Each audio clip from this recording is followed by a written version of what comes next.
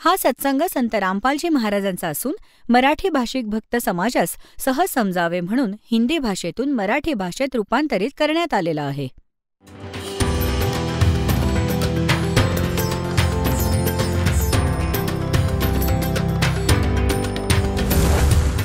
और ज्ञान सब ज्ञान डी कबीर ज्ञान सो ज्ञान और जैसे घोड़ा तोब कायम करता चले मैदान. जगद्गुरु तत्वदर्शी संत रामपालजी महाराजांचे अमृत वचन सर्व पवित्र धर्मांच्या व पवित्र शास्त्रांच्या आधारावर. वास्तविकतः पुरुषोत्तम उत्तम पुरुष पुरुषोत्तम श्रेष्ठ परमेश्वर तर कोणी दुसराच आहे ज्याला परमात्मा म्हणतात.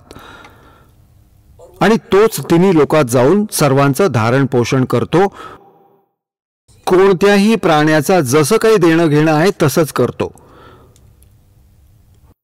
त्यांनी तीच व्यवस्था करून ठेवली आहे. आणि विशेष परिस्थितीमध्ये तो आपल्या प्रिय आत्म्यांसाठी स्वतः देखील म्हणतात, सो छल सीधर मैं करूं अपने जन के काज. आता पुण्यात्म्यांनो, हे किती दयाळू आहेत तरी देखील आपल्यासोबत भटकत राहतात. आपण तर मूर्खपणा करून इथेच राहतो. आणि जे आपण इथे राहिलो आहोत तर आपल्यासाठी बघा पुन्हा भटकत आहेत परमात्मा.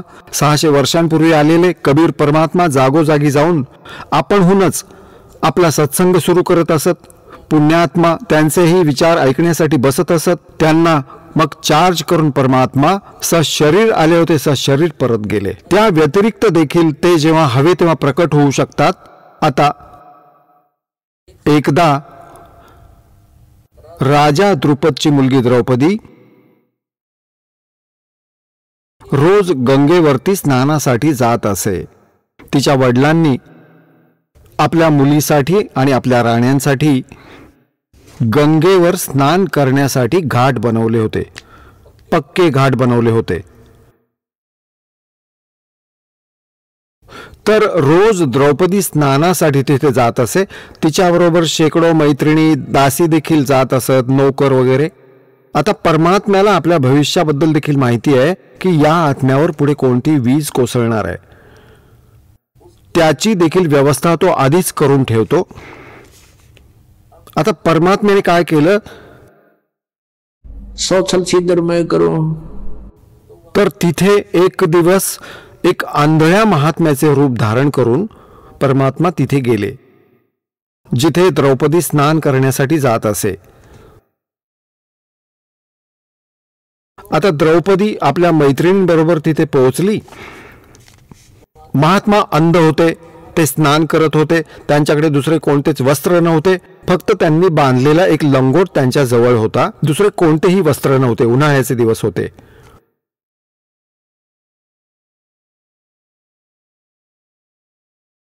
आता द्रौपदीने पाहिले की महात्मा स्नान करत आहेत आणि महिलांची जी स्नान करण्याची जागा होती त्यांच्या उतारावरील बाजूला जिथून पाणी वाहून जात असे त्या जागेपासून जवळजवळ 2-3 एकर 400-500 फूट अंतरावर ते स्नान करत होते. आता द्रौपदीने पाहिले की ते महात्मा आहेत. जे पुण्यात्मे असतात त्यांना साधूकडे पाहिले असता एका विशिष्ट प्रकारचे आकर्षण जाणवते. आणि परमात्मा कबीर देवजी देखील म्हणतात, कबीरा दर्शन साध के परमात्मा आवे याद और लेखे में वाहे घड़ी बाकी का समय बर्बाद. साधु दर्शन राम का मुख पे बसे सुहाग और दर्शनी को होत हैं जिनके पूर्ण भाग. तर द्रौपदीचा आत्मा जी पूर्वी जन्मजन्मांतरापासून परमेश्वराची भक्ती करत आली होती आणि परमात्म्याबरोबर न गेलेला तो आत्मा तिथे आपला कर्म भोगत होती. एकदम प्रेरणा झाली महात्म्याबरोबर काहीतरी बोलावं, परमात्म्याविषयी चर्चा करावी. मग तिने विचार केला की साधू स्नान करत आहेत, आपण देखील स्नान करून घ्यावं, मग आरामात बसून बोलूयात, परमेश्वराबद्दल चर्चा करूयात. द्रौपदीने स्नान केले. अर्धा पाऊण तास लागला आणि वस्त्र घालून साडी नेसून ती बाहेर आली आणि काय पाहिले की महात्म्यांकडे पाहिले की ते गेले तर नाहीत ना. समोर काय बघत आहे तर पाहिले की महात्मा तर खोल पाण्यात गेले आहेत. अगोदर तर वर होते, गुडघ्या एवढ्या पाण्यात उभे होते आणि मग एकदम खोल एवढ्या छातीपर्यंत पाण्यात गेलेत आणि असा हात मारत आहेत जसं कोणती तरी वस्तू शोधत आहेत.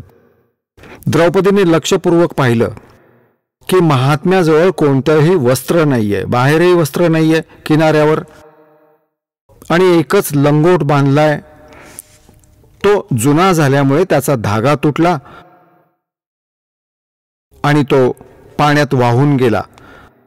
लाजे खातर ते महात्मा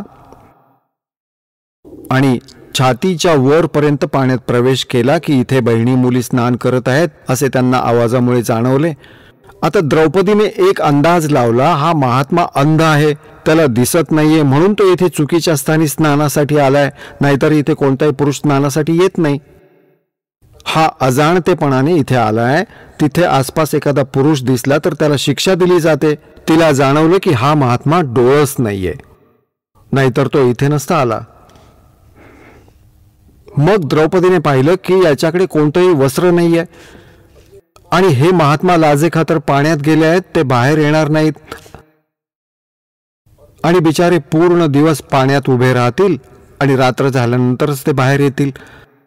आणि मग त्यांना वस्त्र कुठे मिळेल? मुलीने याच वेळी आपल्या साडीमधला, जी राजाची मुलगी आहे ती किती महागडी साडी नेसत असेल विचार करा पुण्यात्म्यांनो.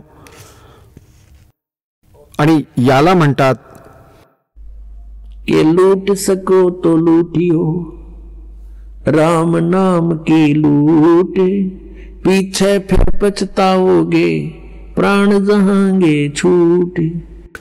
आता याला लूट म्हणतात. परमेश्वराला कसं लुटायचं आहे?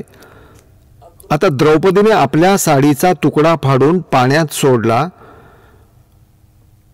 की तो त्या महात्म्याच्या हाताला लागेल आणि तो त्याचा लंगोट बनवून बाहेर येऊ शकेल. तुकडा हाताला नाही लागला, त्याला दिसला नाही, तो तुकडा दूर वाहून गेला. मुलीने दुसरी साडी फाडली आणि परत पाण्यात सोडली, तो देखील लीर त्यांच्या हाताला लागला नाही. लीर म्हणजे तुकडा.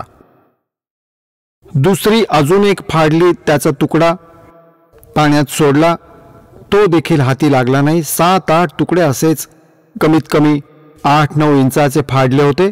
आणि हे 2 वीत बघा, 2 वीत मोजा किती झाले, जवळजवळ 1.5 फूट होतात. 7-8 तुकड्यांमध्ये तर अर्ध्यापेक्षा जास्त साडी निघून गेली. मग तिने हा विचार केला की महात्मा आहेत, वडिलांसारखेच आहेत आणि असा काही उपयोग नाही, मी दुरूनच लाजे खातर हे तुकडे पाण्यात सोडत आहे. तर मुलीने एक काठी पाहिली लांब, त्या काठीला आपल्या साडीचा अजून एक तुकडा, साडीचा एक तुकडा त्या काठीला गुंडाळला आणि अर्धा तुकडा खाली लोंबेल असा ठेवला. मग हळूहळू पुढे जाऊन तिने ती काठी महात्मा ज्या जागेवरती हात मारत होते त्याच्या आसपास नेली आणि जसा तो तुकडा महात्म्याच्या हाती लागला त्याने लगेचच तो हातामध्ये घट्ट धरला. म्हणाला, वा परमेश्वरा, तू माझं खूप ऐकलंस. तेव्हा त्याने पाहिलं आणि जसे आंधळे करतात तसे हावभाव केले. अरे, हा तर कुठल्या तरी बहिणीचा, मुलीचा कपडा आहे, हे तर साडीचे कापड आहे. म्हणाला, मुली, आज तू माझी इज्जत ठेवलीस, माझी लाज राखलीस, उद्या परमेश्वर तुझी लाज राखेल आणि तुला खूप काही देईल. आता म्हणतात, थाद वचन पलटे नीचे पलट जा ब्रह्मांड. आणि ते तर भगवान आले होते साधू रूपात. आता पुण्यात्म्यांनो, देते को हर देत है जहां तहां से आण, ना दिया फिर मांगते फिरियो, परमात्मा सुने नी कान. जर तुमच्या भाग्यात प्रारब्धात एखादी गोष्ट नाहीये तर आता तुमच्याकडून द्रौपदीप्रमाणे रिहर्सल करून घेतली जाते, तुमच्याकडून दान करून घेतले जाते, तुम्हाला प्रेरित केले जाते आणि पुढे तुमच्यावर येणारी काही संकट अडचणी यामुळे दूर होणार आहेत. आता तिचे अर्जुनाबरोबर लग्न झाले द्रौपदीचे. मग अशा काही गोष्टी घडल्या की त्याचा जो चुलत भाऊ होता दुर्योधन, आणि त्यावेळी राजा युधिष्ठिर राज्य करत होता आणि दुर्योधनाजवळ राज्य नव्हते. राजा युधिष्ठिरने म्हणजे अर्जुनाच्या मोठ्या भावाने एक खूप मोठा महाल बनवला होता, त्या सर्वांनी मिळून अर्जुनादींनी. त्यात एक आरसा लावला होता. इतका सुंदर महाल बनवला की समोरच्याला हे कळता कामा नये की हे दार आहे की मोकळं आहे की एखादा आरसा लावलाय. आणि दुर्योधन त्यांच्या चुलत्याचा मुलगा होता, युधिष्ठिर आणि अर्जुनाच्या. दुर्योधन त्या महालामध्ये एक दिवस गेला आणि द्रौपदी तिथे समोर उभी होती. तो जसा पुढे गेला त्याला आरसा दिसलाच नाही. तो अशा प्रकारे तयार केला होता की आरसा दिसूच नाही. तर त्याची धडक बसली, टक्कर लागून तो खाली एकदम पडला. द्रौपदी हसली आणि तिने टोमणा मारला की आंधळ्यांची मुले आंधळीच असतात. आता धृतराष्ट्र आंधळे होते, दुर्योधनाचे वडील. त्याने अर्वाच्य शिवी समजून खूप वाईट वाटून घेतलं की ही खूप वाईट गोष्ट बोलली, जेव्हा की ते दीर भाऊजई होते. तर अशी छोटी मोठी चेष्टा मस्करी खूप सामान्य गोष्ट होती.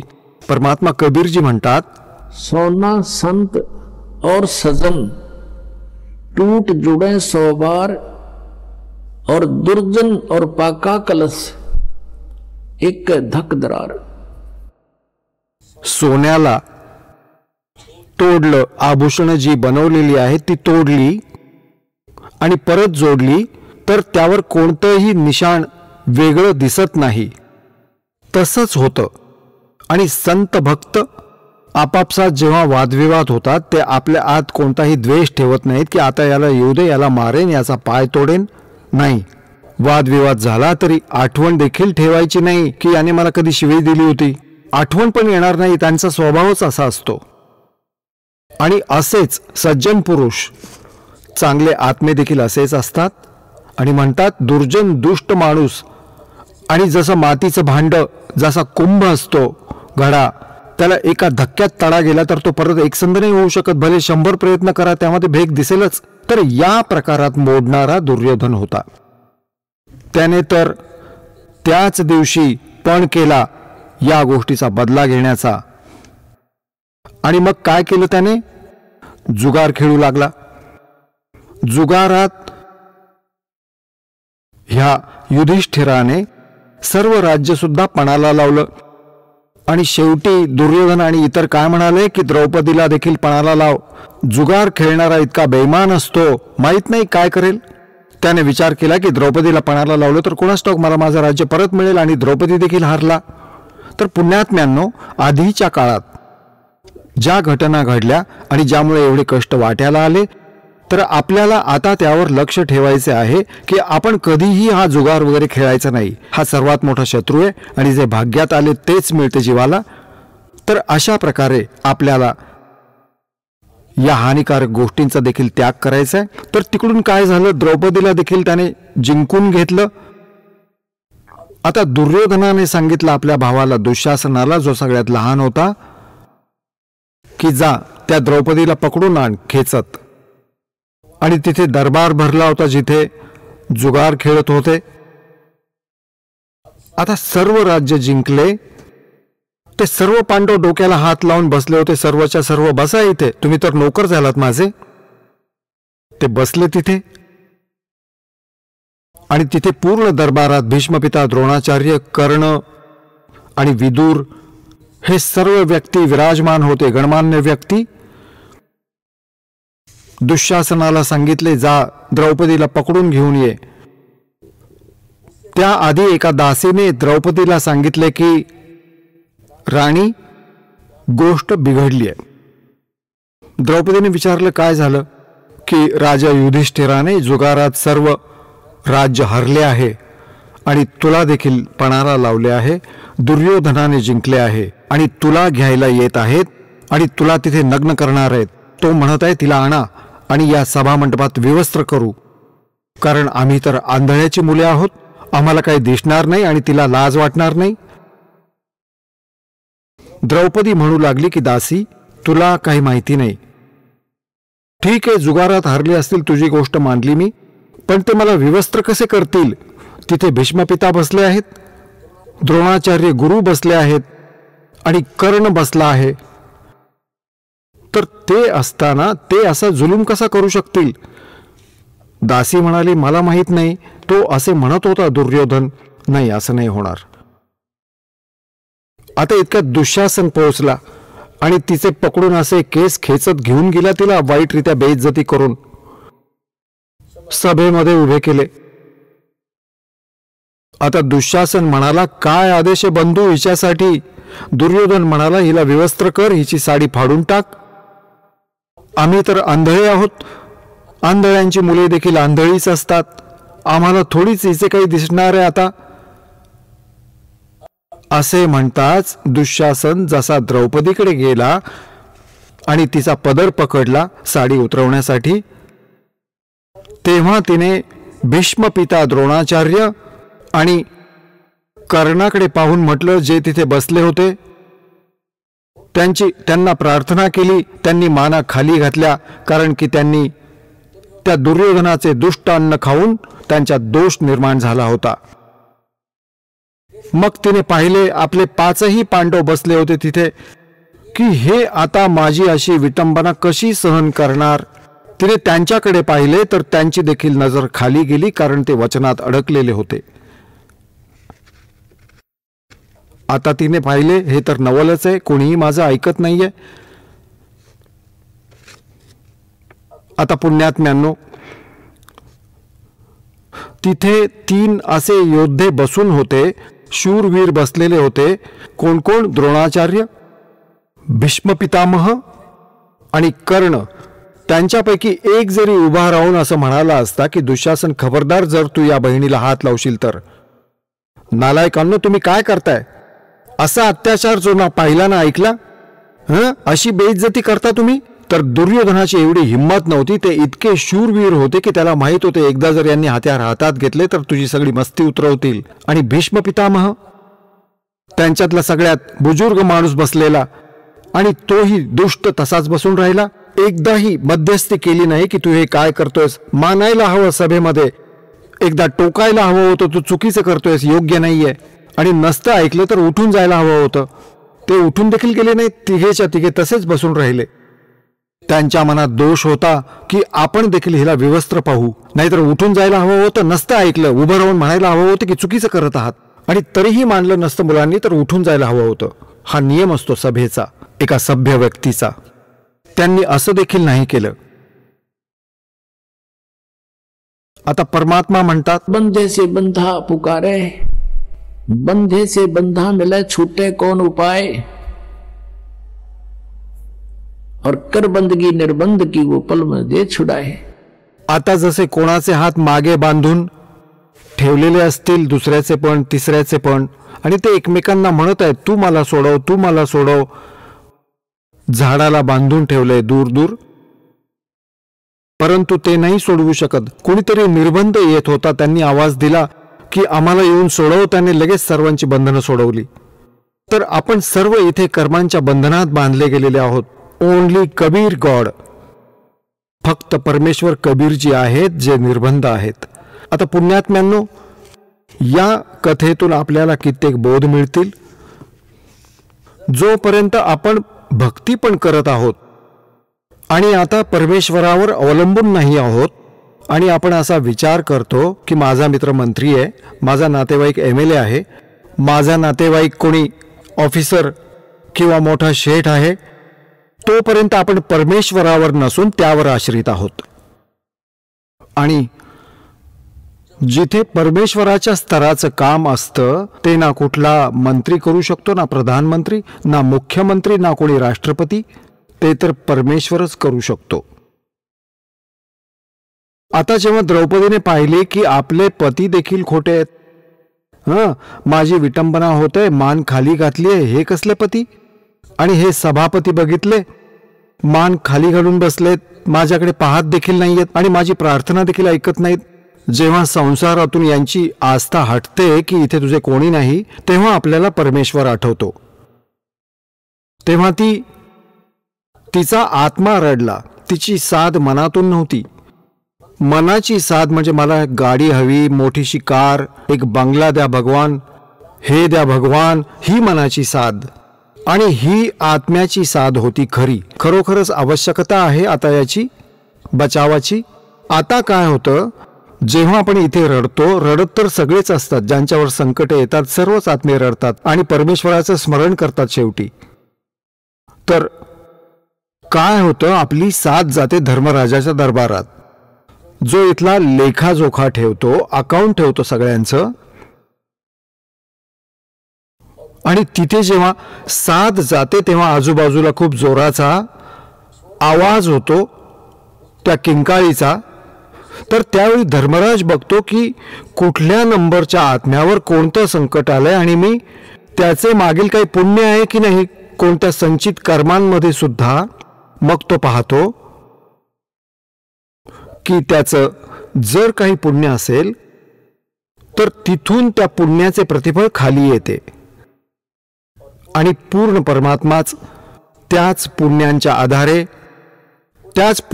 आधारेच त्याचं रक्षण करतो पूर्ण परमात्माच. पण तो आपलं नाव नाही घेत. असं म्हणतात, 184 जीव को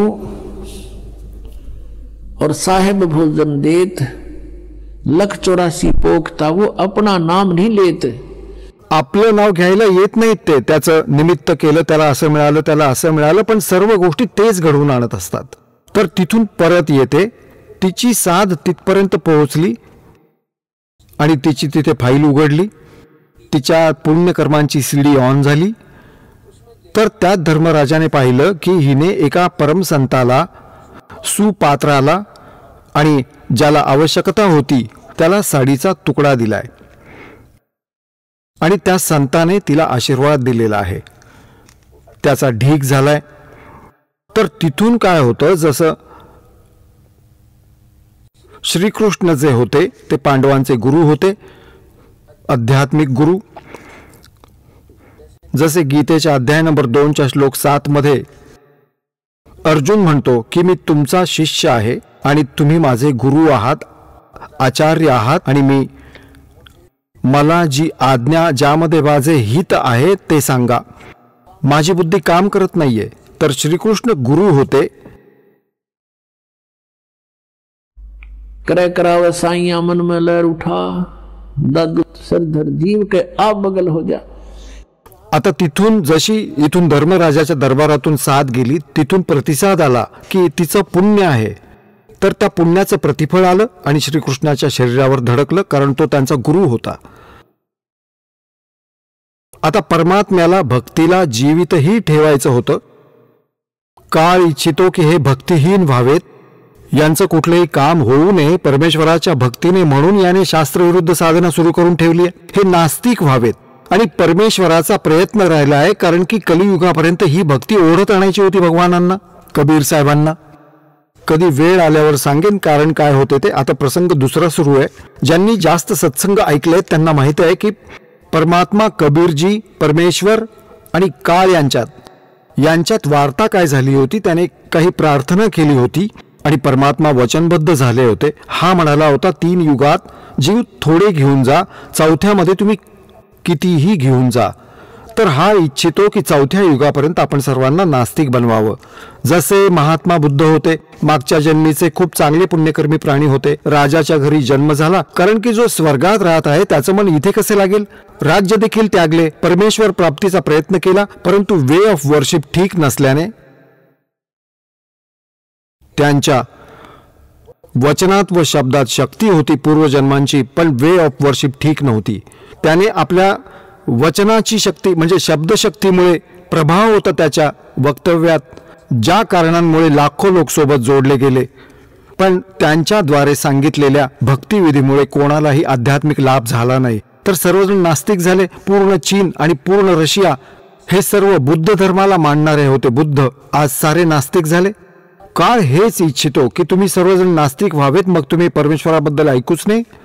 आणि परमात्म्याची इच्छा होती की कुठल्या प्रकारे हे भक्ती या प्राईम टाइम पर्यंत येऊन पोहोचू देत, आस्था बनवून राहू देत या प्रिय आत्म्यांची भगवानांमध्ये. तर अशा प्रकारची उदाहरणे ते स्वतः लोकांसमोर ठेवून गेले होते. आणि मर्यादा देखील राखायची होती की गुरुशिवाय काम नाही होणार. आता श्रीकृष्ण त्यांचे गुरु होते. श्रीकृष्ण तर रुक्मिणी बरोबर द्यूत खेळत असत. सांगा काय गुरु होता तो. आता त्यामुळे काय होणार होते, तो स्वतः तर रंगरलिया म्हणवत होते, परंतु परमात्म्याने जे कार्य विधिवत करायचे होते, हे सिद्ध करायचे होते की मी तुझे काम गुरुशिवाय करणार नाही. तर तिथे रुक्मिणी बसली होती आणि शतरंजचे फासे फेकले श्रीकृष्णाने आणि फासे टाकून काही असं म्हणाला की कच्चे 12 पक्के 18, असं जसं काही त्यात म्हटलं जातं, असं की इतके बोलून मग असे टाकले जातात. तर त्याने असे फासे टाकले आणि फासे टाकून त्यांचा हात असा आखडला, हा असा आखडला आणि म्हणाला अनंत. आता तो श्रीकृष्ण बोलला नाही, तर ते बोलवलं गेलं त्या परमशक्तीकडून, कारण की ते इथून तिथे पाठवायचं होतं. आपण तर केवळ यंत्र होत त्या परमात्म्याचे, चालवत तोच आहे. तर काय सांगतात, रुक्मिणीने त्यांचा हात पकडला की हरलात ना, अनंत अनंत करू लागलात, बोल काय मागतोस यात, फासे टाकले म्हणून बोल. तेव्हा असं म्हणाली की रुक्मिणी कर पकड्या मुस्काई, हाथ पकड़ के आसन लागी, अनंत कहा मोकू समझाई. हे अनंत कशासाठी म्हणालास तू, हरलास ना तू. तर ते म्हणाले दुःशासन को द्रौपदी पकड़ी, हमारी भक्त सकल में सिखरी. आता इथे परमात्मा बोलवत आहेत श्रीकृष्णाच्या यंत्राला, त्या शरीराला, और जो हमरा भक्त पिछोड़ी हुई, तो हमरा नाम न लेवे कोई. श्रीकृष्ण तिथे फासे खेळू लागला असे म्हणून विचार करू लागला, चला खेळूया. त्याला हे समजेना काय नाटक चालू आहे. म्हणतात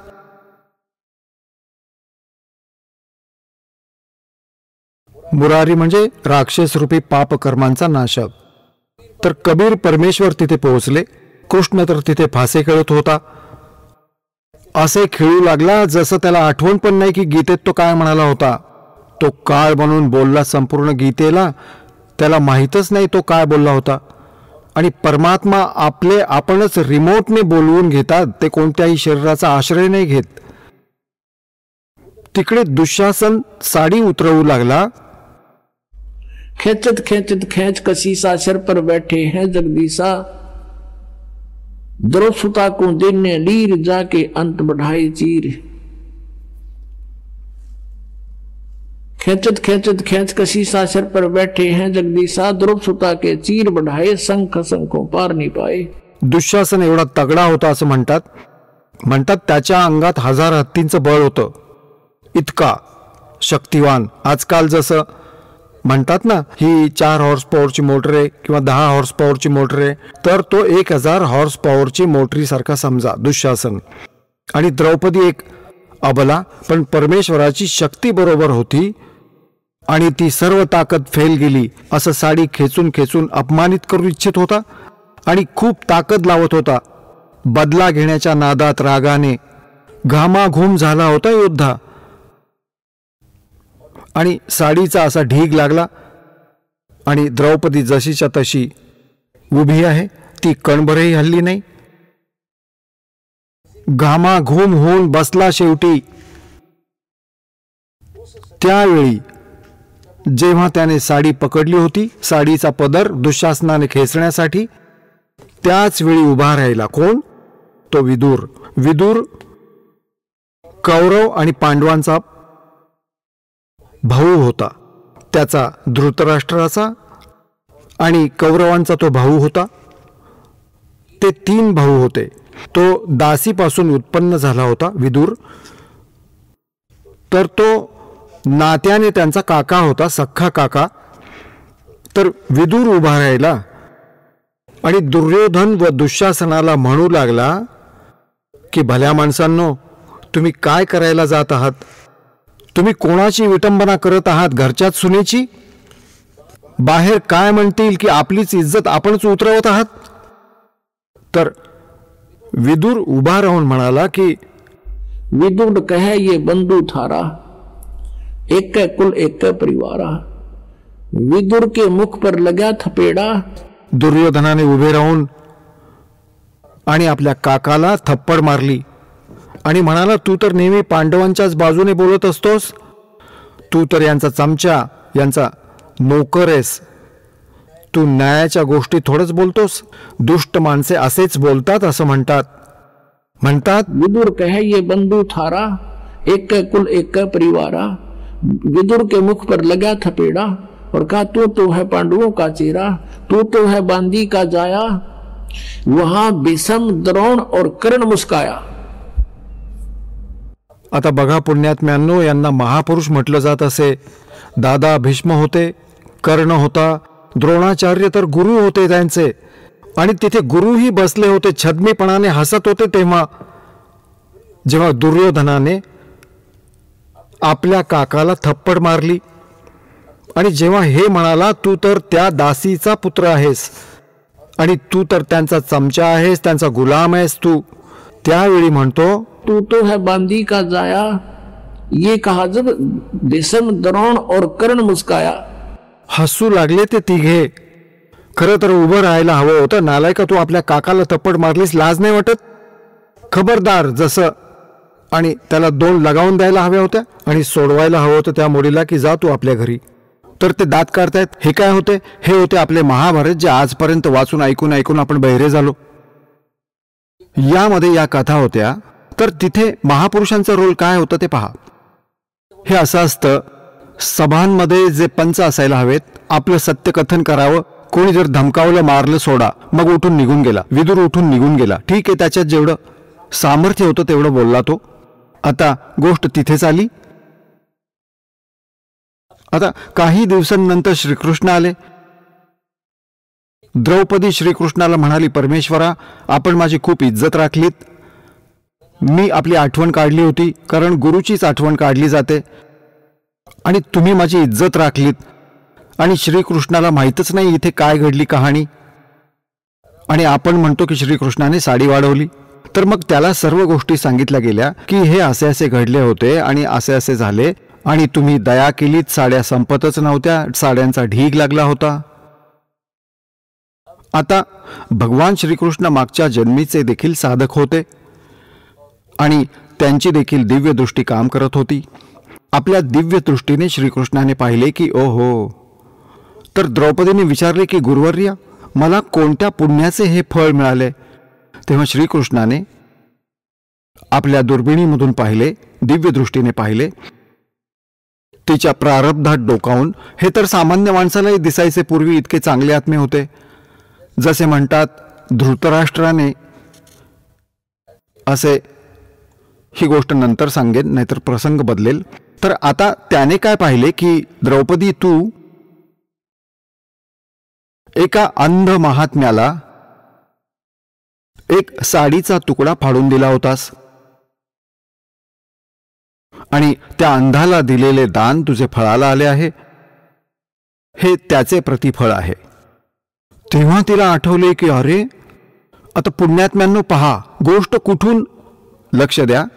जेव्हा ती साडी फाडत होती, आपली राजाची मुलगी आपली साडी फाडून टाकत होती, तर त्यावेळी ती आपल्या दासीला देखील म्हणू शकली असती की तू तुझी साडी फाडून त्या महात्म्याला दे, आणि दासीने त्वरित फाडून दिली असती। तिला माहीत होते राजाची मुलगी आहे, जातात 4-4 सुंदर साड्या देखील मला नवीन आणून देईल, पण नाही। मुलांना इतके ज्ञान दिले जायचे की मी रोटी भाकरी खाल्ली तर माझे पोट भरेल, मी दान केले तर मला मिळेल, हे देखील तिला माहीत होते। तर याला म्हणतात लूट सके तो लूट ले, राम नाम की लूट। आता जसे तुम्ही इथे सेवा करता, आपली इच्छा होऊ नये की याने माझी अशी सेवा करावी, तर आपल्याला तो लुटत आहे। जोपर्यंत तुम्हाला शक्य आहे आपल्या हाताने सेवा करण्याचा प्रयत्न करा, जितकी ही होईल, आणि दान करा आपल्या हातानेच, आपल्या कमाईतून ते तुम्हाला परत मिळेल। तर असं म्हणतात, जोपर्यंत मुलं आईवडिलांच्या अधीन आहेत तोपर्यंत ते दान करत असतात, मग ते भले आईवडिलांचेच असले तरी ज्याने दान आपल्या निमित्त केले आहे त्यालाच फळ मिळते। आता द्रौपदी म्हणते की हे परमेश्वरा, मी तर एक छोटासा तुकडा फाडून दिला होता, त्याचे फळ मला इतके मिळाले, माझी इज्जत राखली गेली, साडी तर बघून जा, पण आज माझी जी इज्जत राहिली आहे त्याची तर काही किंमत होऊच शकत नाही। तर म्हणतात की एक लीर के कारण मेरे होगे चीर अपार, जब मैं पहले जानती तो सबके देती वार। अशा महापुरुषाला एवढेसे दान केल्याने आज माझी इज्जत राहिली आहे. जर मला हे अगोदर माहीत असते तर न जाणू मी त्या महापुरुषावर अजून काय काय वळवून टाकले असते. तर पुण्यात्म्यांनो, परमात्म्याला माहीत होते की हिचा अजून दुसरा कोणताही संस्कार नाही ज्यामुळे तिची त्यावेळी रक्षा होऊ शकेल, आणि तिने नाम घेतलेले नाही, कारण की ही तर झाली राणी आणि अभिमानी झाली.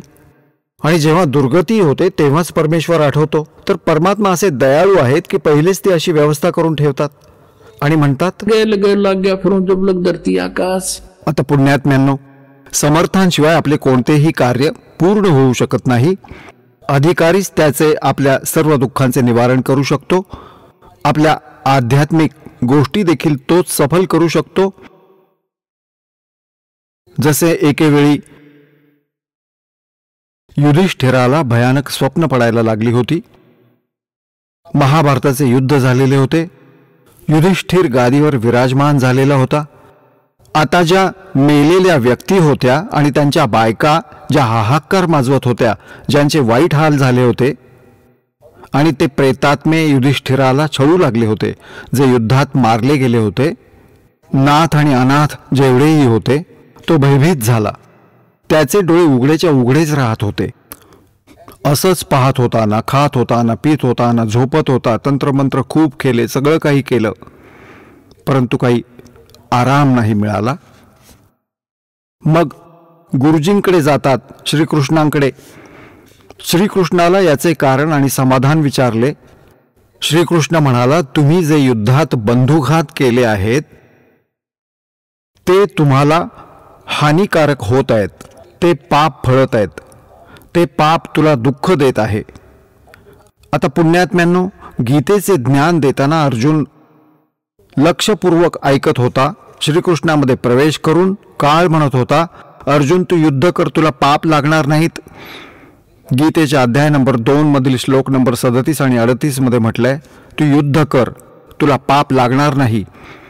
मी तर या सर्वांना अगोदरच मारलेले आहे. आता जेव्हा श्रीकृष्ण म्हणाला की तुम्ही युद्धात केलेल्या पापाबद्दल हा दंड भोगावा लागत आहे, त्यावेळी अर्जुनाच्या हृदयात धक्क झालं. झटका बसला की श्रीकृष्ण आज हे काय म्हणत आहेत. जेव्हा तो म्हणत होता की मी युद्धाला नकार देत होतो, हा म्हणत होता तू युद्ध कर, तुला पाप लागणार नाही, आणि आज म्हणतोय की तुला पाप लागले. आणि समाधान देखील त्याचं सांगितले श्रीकृष्णाने की अश्वमेध यज्ञ कर. अश्वमेध यज्ञामध्ये सांगितले की संपूर्ण पृथ्वीवरील सर्व साधू संतांना निमंत्रित करा, सामान्य जनतेलाही बोलवा, तुमच्या नातेवाईकांना देखील बोलवा. आता इतक्या व्यक्तींना खायला घालायचं म्हणजे गृहीतच होतं की करोडो व्यक्ती, अब्जावधी लोक जेवणार होते, तर खर्च किती येईल. तेव्हा तो यज्ञ पूर्ण होणार होता. आणि यज्ञ संपूर्ण होण्याची लक्षणं देखील सांगितली आहेत की शंख वेगळा ठेवला जाईल, एक पंचमुखी, आणि तेव्हा हा यज्ञ पूर्ण होईल जेव्हा सगळेजण भोजन ग्रहण करतील. साधू, संत, फकीर, ऋषी, महात्मा, देव, ब्राह्मण, आणि हा शंख आपोआप आवाज करेल, न वाजवता आपोआपच वाजेल, असे लक्षण सांगितले. तर त्यावेळी अर्जुन गप्प झाला की जर मी आता वादविवाद केला, श्रीकृष्णाला म्हणालो की तू आधी म्हणाला होतास की पाप लागणार नाही, युद्ध कर, आणि आज हे पाप कुठून आले आमच्यासाठी. तर त्याने विचार केला, जर मी तोंड उघडले तर युधिष्ठिर असा विचार करेल की अर्जुन इच्छुक नाही 2 पैसे खर्च करायला, कारण की यामध्ये खर्च खूप होईल याच्या रोग निवारणासाठी. आणि मग ही अशी व्यक्ती आहे जी आयुष्यभर हे समाधान करणार नाही, मरून जाईल. युधिष्ठिराच्या स्थितीशी, त्याच्या स्वभावाशी तो परिचित होता, म्हणून तो गप्प बसला. आता जशी आज्ञा भगवंत असेच केले गेले. लाखो माणसे आली, 33 कोटी देव, 88,000 ऋषी, 9,84,000 सिद्ध, 12 करोड ब्राह्मण, 56 कोटी यादव, जे श्रीकृष्णाचे नातेवाईक होते आणि अर्जुनाचे नातेवाईक होते, कारण श्रीकृष्णाच्या बहिणीशी अर्जुनाचं लग्न झालं होतं. तर सर्व नातेवाईक आणि आजूबाजूच्या सर्व साधू संतांना बोलावलं गेलं. तिथे अब्जावधी व्यक्ती एकत्र आल्या. जेवण बनवून सर्व सुरू केलं. सर्वजण जेवले, श्रीकृष्ण देखील जेवला. अजून शंख नाही वाजला.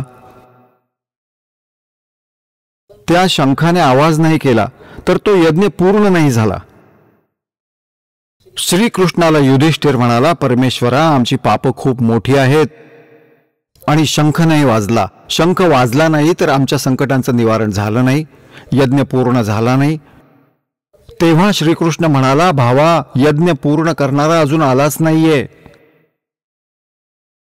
युधिष्ठिर म्हणाला, भगवंत, हे असे ऋषीमुनी, महर्षी, मंडलेश्वर, 33 कोटी देवता, 88,000 ऋषी, 12 करोड ब्राह्मण आणि तुमच्यासारख्या महापुरुषांनी जेवण घेतले. भगवंत, आता याहून वेगळा असं कोण राहिलं या पृथ्वीवर?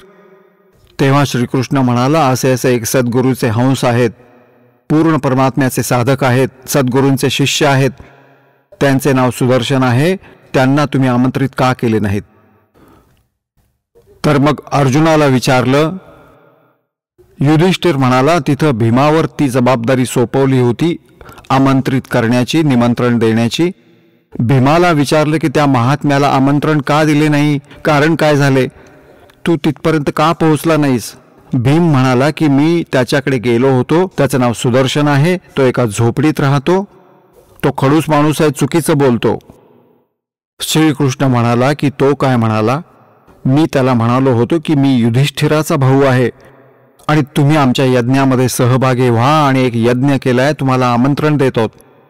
सुदर्शन म्हणाले, तुम्ही पापी आहात, अपराधी आहात, तुम्ही लाखो बहिणींचे सौभाग्य हिरावून घेतलंय, आज त्यांचे रक्त पीत आहात, राज्य करत आहात, तुमचे अन्न देखील कोणी खाईल तो सरळ नरकात जाईल. जर तुम्हाला मला बोलवायचे असेल तर अशा 100 अश्वमेध यज्ञांचे फळ मला संकल्प करा, तर तुमच्या पापाचा तुकडा खाईल.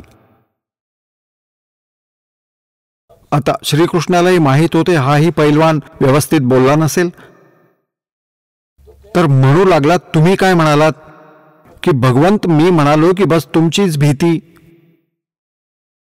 मी त्याला म्हणालो की माझ्या भगवानाला आणि भावाला घाबरतो, नाहीतर मी तुझे थोबाड फोडले असते. यायचे तर ये, नाहीतर नको येऊ, पण हे फालतू बोलू नको. तेव्हा श्रीकृष्ण म्हणाला, भीमा, तू तर अजूनच पाप गोळा केलायस. तुला आमंत्रण द्यायला पाठवलं होतं, वाद घालायला नाही. साधू संतांना तू निमंत्रण दिलंस, ते जे म्हणाले ते तू मला येऊन सांगायला हवं होतंस, मी त्याचं काहीतरी समाधान केलं असतं. आता पुण्यात्म्यांनो, जसं आता या थोड्या वर्षांपूर्वी लग्न समारंभ करायचे, त्यात भोजनावेळी घालायचे ना हे लाडू जिलेबी बनवले, तर हा काही रिवाज नव्हता, हे एक अनुष्ठान केले जायचे आणि त्यात सगळ्यांना बोलावणं गरजेचं असायचं आणि कोणी रुसला असेल तर त्याची समजूत घालून आणलं जायचं. विघ्न येऊ नये यज्ञात, तो न आल्यामुळे त्याचा रुसवा काढणं असं असायचं. आरोप प्रत्यारोप खरं खोटं होऊ लागलं ते वेगळं होतं. तर मग त्याला आणणं अनिवार्य असेल तर त्याला नक्कीच बोलवावं लागेल आणि त्याच्याशिवाय हे काम होऊच शकत नाही. तेव्हा श्रीकृष्ण आणि 5ही पांडव रथात बसून गेले. आता तिकडून कबीर परमेश्वर, परमक्षर ब्रह्म, ते आपल्या लीलेनुसार तिथे आले होते. जीवन जसे शिशुरूप धारण करून हळूहळू मोठे होत जातात, मग ते लीला करत जातात, ज्ञान प्रचार करतात. त्याच आधारे ते सुदर्शन पण त्या करुणामय नावाने आले होते. परमात्मा द्वापार युगात त्या करुणामयचे शिष्य होते, जसे कलियुगात कबीर नावाने आले आहेत परमात्मा. तर करुणामय आपल्या गुरुजींच्या जवळ जाऊन म्हणाले की भगवान, की असा असा राजाचा भाऊ आला होता, असे असे म्हणत होता, आणि मी तर त्याला हे उत्तर दिले. तर परमात्मा म्हणाले, बाबा, ते परत येतील आणि त्यांचं काम होणार नाही, ते तर वेगळेच अजून वेगळे बसलेत मायाधारी ऋषी महर्षी, त्यांच्याकडून हा शंख वाजणार नाही बाळा, परत येतील ते. आता त्या सुदर्शनने विचार केला की ते परत डोकं खातील, चल निघूया इथून. सुदर्शन तर निघून गेला भ्रमंतीसाठी 15-20 दिवसांचा कार्यक्रम बनवून. आता मागून परमात्मा करुणामय ते सुदर्शनचे रूप घेऊन झोपडीत बसले. आता म्हणतात श्रीकृष्णाने जाऊन रथ थांबवला. 1 योजन दूर, 10-12 किलोमीटर लांब, 1 योजन 4 कोसांचा असायचं पूर्वी. खूप उंच उंच आणि तगडी माणसं असायची आणि एकेका एकरामध्ये एकच ढांग टाकायचे, 1 पाऊल. तर परमात्मा तिथे बसले होते झोपडीत. श्रीकृष्णाने दंडवत प्रणाम केला विनम्रतेने.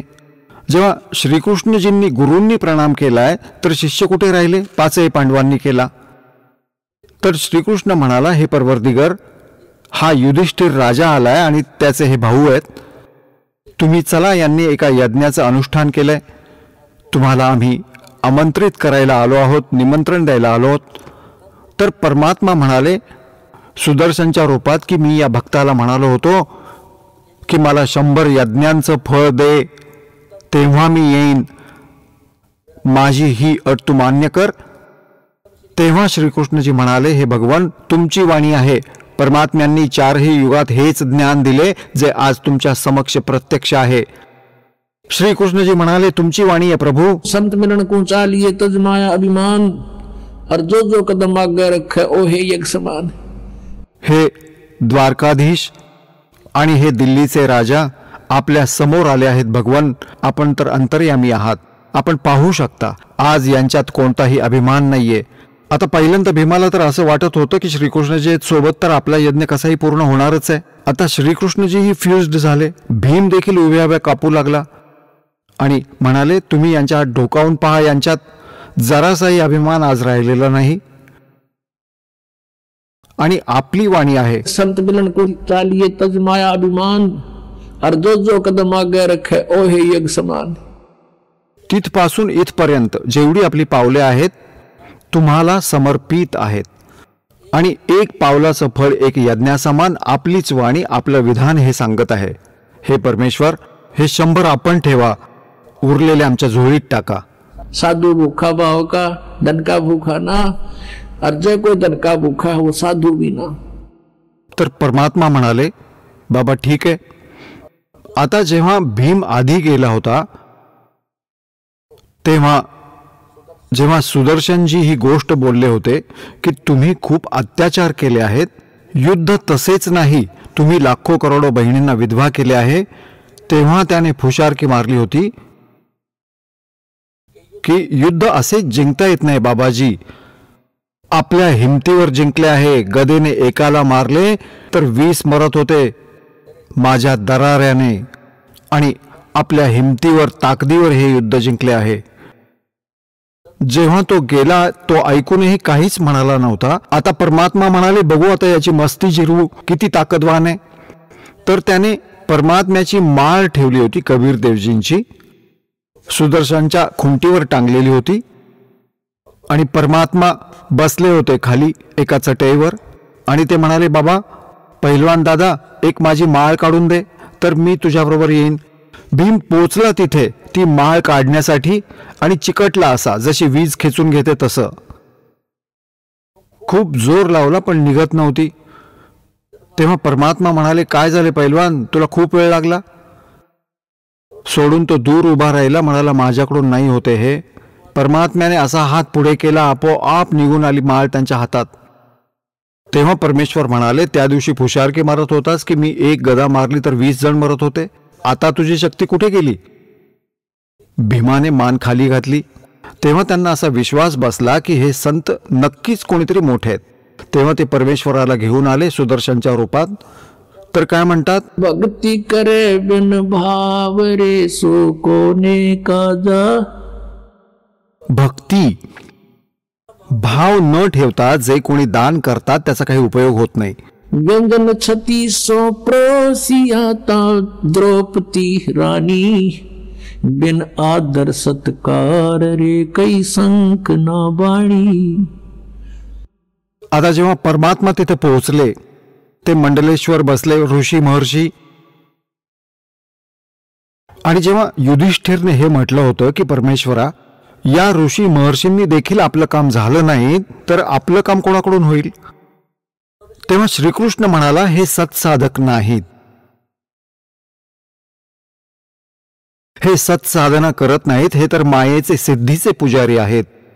आणि श्रीकृष्णाने असा आपला हात वर केला सर्वांच्या दिशेला आणि म्हणाला, बघ युधिष्ठिर, यांचे चेहरे बघ, पुढचा जन्म यांना कोणता मिळणार आहे ते. कोणी तर आपल्या आसनावर गाढव बनून उभा आहे, कोणी कुत्रा, कोणी कोंबडी, कोणी मुंगी, कोणी हत्ती, असे कोणी. म्हणतात पुढचे जन्म यांचे हे असे असतील.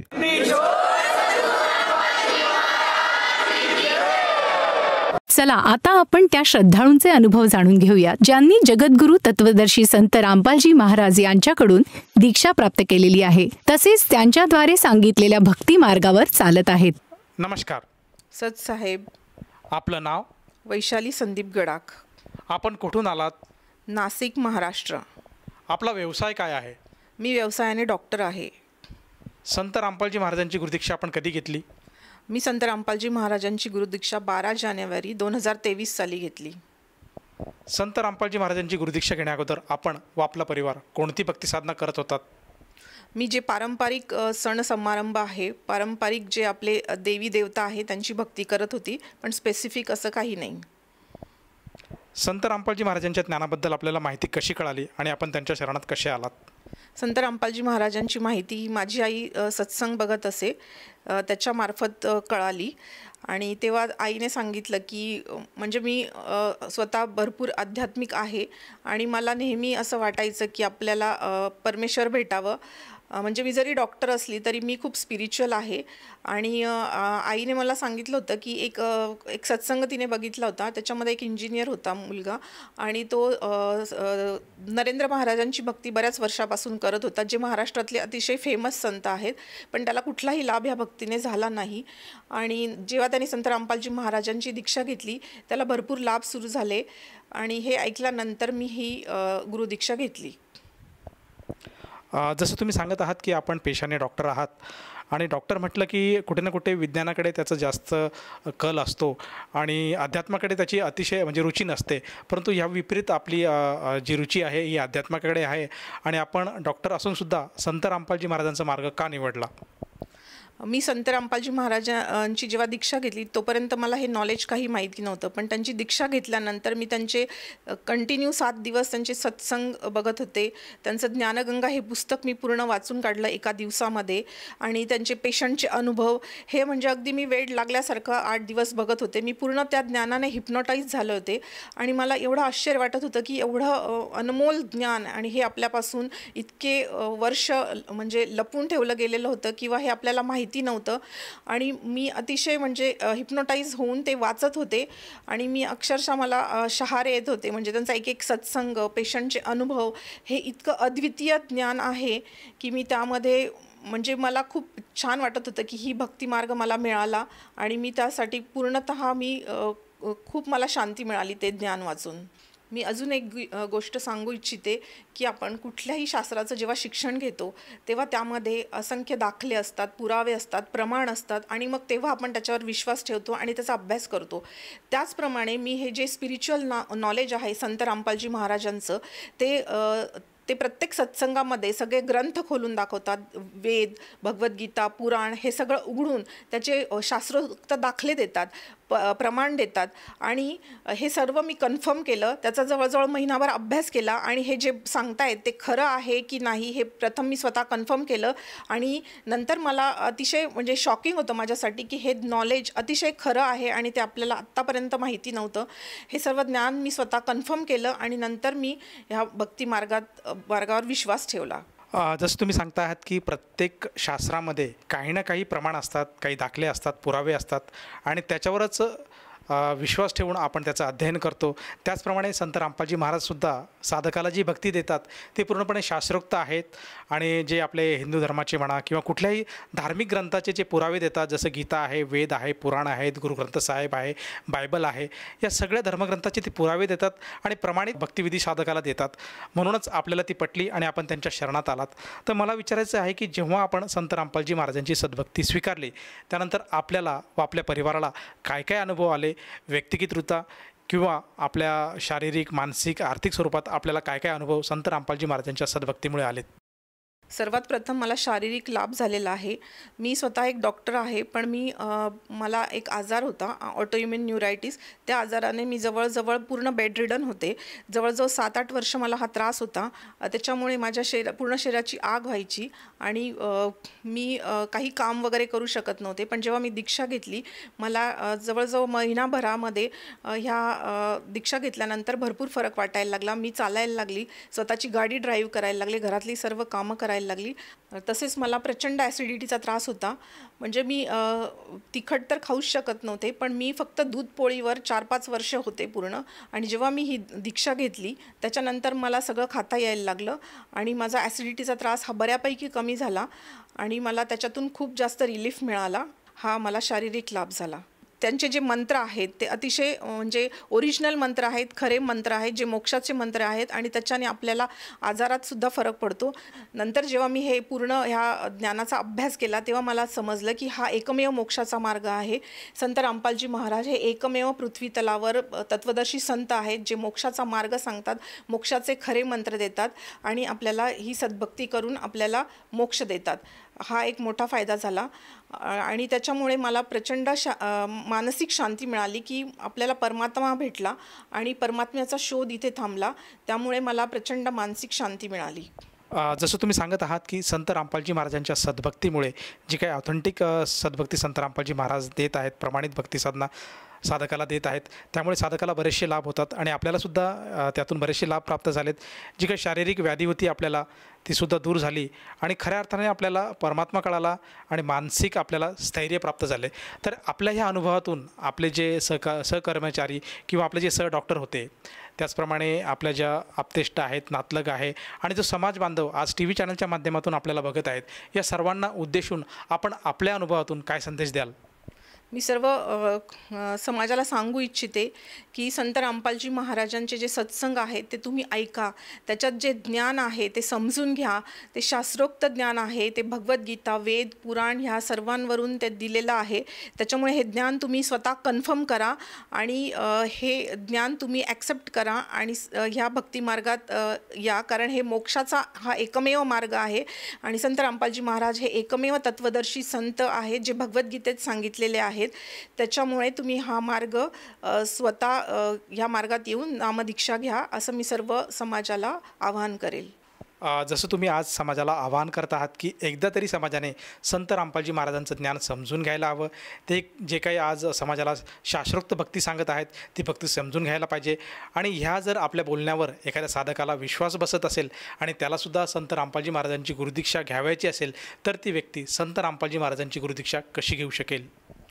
जेव्हा सत्संग असतात संत रामपालजी महाराजांच्या TV वर तर त्याच्याखाली काही नंबर्स फ्लॅश होत असतात. त्या नंबरला फोन करून तुम्ही तुमच्या नजीकच्या नामदान केंद्राशी संपर्क साधू शकतात आणि ते तुम्हाला पूर्ण माहिती देतील आणि हा मार्ग सांगतील. जसं तुम्ही सांगत आहात की संत रामपालजी महाराजांचे विविध चॅनलवर सत्संग प्रसारित होत असतात आणि सत्संग प्रसारित होत असताना TV चॅनलवर काही नंबर फ्लॅश होतात. त्या नंबरवर जर साधकाने संपर्क साधला तर त्याला अगदी आपल्या जिल्ह्यामध्ये जवळचं जे काही नामदान केंद्र आहे त्याचा पत्ता मिळतो आणि तेथे जाऊन तो साधक संत रामपालजी महाराजांचा गुरुमंत्र किंवा गुरुदीक्षा घेऊ शकतो. तुम्हाला हे विचारायचं आहे की ज्यावेळेस साधकाला ते नामदीक्षा घ्यायची आहे तर त्यावेळेस तो साधक त्या नामदान केंद्रावर जाऊन त्या ठिकाणी त्याला किती पैसे मोजावे लागतात किंवा तुम्हीसुद्धा संत रामपालजी महाराजांची जेव्हा गुरुदीक्षा घेतली तेव्हा तुम्हीसुद्धा किती त्या ठिकाणी पैसे मोजले होते जेणेकरून तुम्हाला संत रामपालजी महाराजांची गुरुदीक्षा मिळाली? संत रामपालजी महाराजांची नामदीक्षा ही पूर्णपणे निःशुल्क असते आणि त्यासाठी लागणारे सर्व भक्तिमार्गासाठी लागणारे सर्व पुस्तकं किंवा जे काही साहित्य असेल ते सर्व निःशुल्क आपल्याला मिळतं आणि मलाही नामदीक्षा घेण्यासाठी कुठलाही पैसे लागलेले नाहीत. धन्यवाद सतसाहेब.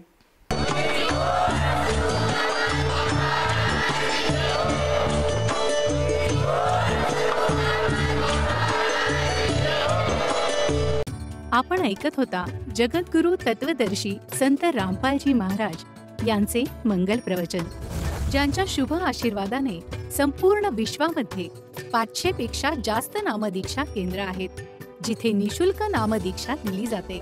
निशुल्क नामदीक्षा प्राप्त करण्यासाठी आणि अधिक माहितीसाठी संपर्क करा 7030303951 7030303952. अद्वितीय आध्यात्मिक ज्ञान वाचण्यासाठी, पाहण्यासाठी आणि ऐकण्यासाठी संत रामपालजी महाराज ॲप अवश्य डाउनलोड करा किंवा आमची वेबसाईट www.jagadgururampalji.org वर विजिट करा. आम्हाला सोशल मीडियावर फॉलो करा. सर्व पवित्र धर्मांच्या पवित्र शास्त्रांवर आधारित प्रमाणित अनमोल पुस्तक ज्ञानगंगा किंवा जगण्याचा मार्ग यापैकी कोणतेही एक पुस्तक निशुल्क मागवण्यासाठी आपण आम्हाला आपले पूर्ण नाव, पूर्ण पत्ता, पिनकोड आणि फोन नंबरसह लिहून 7030303951 किंवा 7030303952 या नंबरवर SMS करू शकता किंवा 7030303950 या नंबरवर व्हॉट्सअप देखील करू शकता.